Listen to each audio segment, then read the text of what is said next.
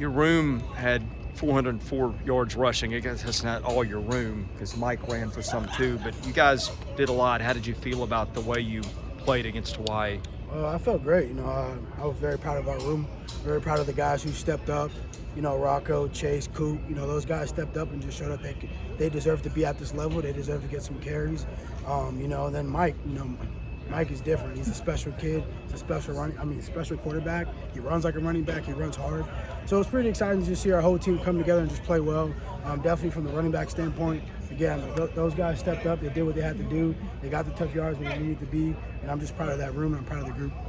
Pretty long road back for you, considering you were limited in the spring. What was that feeling like of finally being able to play again and having a big game? Well, it was definitely emotional. I'll be honest. We were doing our walkthrough on Friday, and I kind of sat there and I was a little emotional just because I worked so hard to get back. And again, our training staff, our strength staff, put me in a good position to mentally come back and feel comfortable and feel confident within my knee and my foot. But it was also just good seeing my family there. I had over 30 plus family members there. That's the closest I'll get to home. So just to see my family be able to see me again and watch me play was great. And then to have the guys rally behind me, many guys were just telling me to stay confident, be cool, be collective, and just know this is what you do. And, I definitely want to shout out, all our O-line. Those guys, without them, we wouldn't have been successful during that game. And we won't be successful without them during the season. So those guys played a big role in my confidence to come back and be prepared. Yeah, along those lines, like Will Shepherd had a huge block and Schoenwald, I think, was really good blocking. What did you see from the wide receivers and tight ends in terms of helping you guys out on the perimeter? Oh man, they showed out and they balled out. Gav the governor, you got Ben, you got Will, Jaden, Dev, Quincy. Like those are guys who come every day ready to play. They commit to the game, they commit to their bodies, and I think we don't give them enough credit because again that's a room that's very thin on numbers, but they go out there and they ball every day. They don't complain, they don't take days off, and it's just a thing that I look at and I'm inspired by them because again you don't hear them complain, and what the leadership that they have in that room, the older guys like Gav and Ben, they constantly keep going at 100 miles per hour.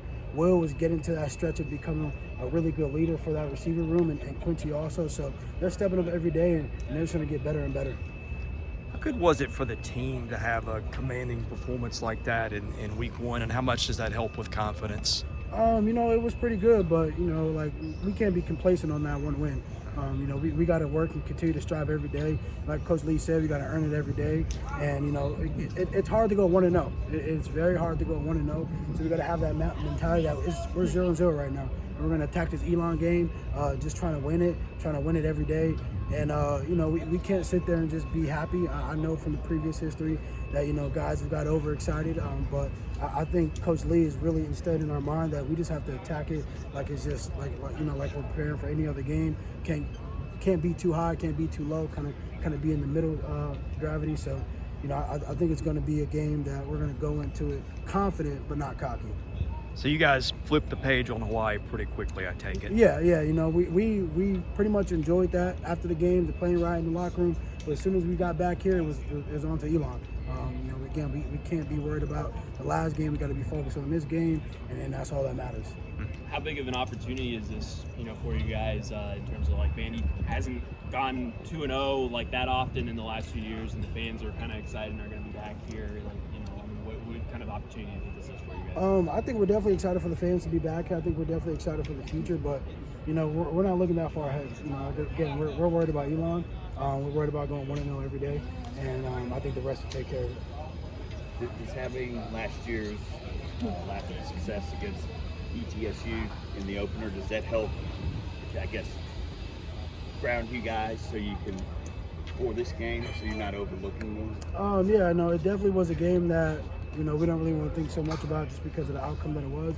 But I wouldn't say that we looked at that game and like, oh my God, we have to like super duper lock in because of ETSU and Elon. Like again, there's two different teams.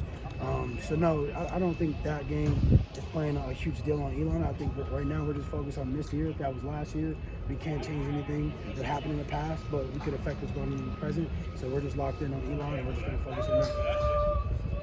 Appreciate you. Thanks, Ray. Appreciate it.